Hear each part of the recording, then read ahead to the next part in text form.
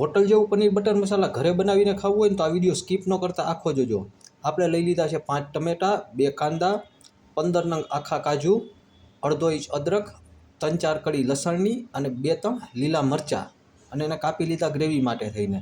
અને વઘાર માટે એક મીડિયમ સાઇઝનો કાંદો અને એક મીડિયમ સાઇઝનું ટમેટું ચોપ કરી લીધા છે। હળદર, ગરમ મસાલો, ધાણા જીરું અને મરચાંની ભૂકી પણ લઈ લીધી છે અહીંયા મસાલો બનાવવા માટે થઈને। અને આપણા પનીરના કટકા કરીને ગરમ પાણીમાં અડધો ચમચી મીઠું નાખીને મૂકી દીધું છે।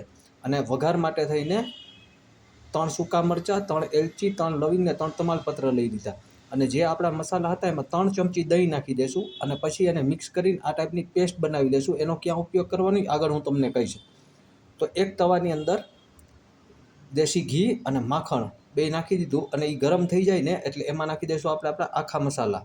અને આખા મસાલા પછી કાંદા, લસણ, કાજુ, મરચાં અને આદું એ નાખીને આ ટાઈપનું પકાવી દઈશું। ડુંગળી કાચી ન રહે એનું ખાસ ધ્યાન રાખજો। એના પછી આપણે નાખી દઈશું એમાં આપણા ટમેટા, ટમેટા નાખીને એમાં નાખી દઈશું નમક સ્વાદ પ્રમાણે।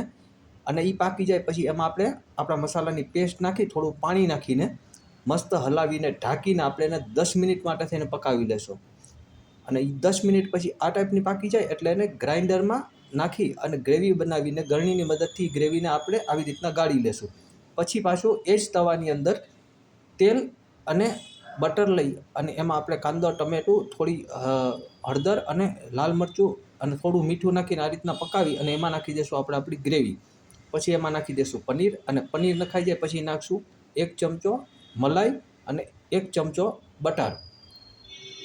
ગરમ કરી થોડી વાર ઢાંકીને પકાવીને નાખી દઈશું કોથમરી અને પછી આપણે પનીર બટર મસાલાને ખાશું ઘરને બનાવેલી નાન સાથે।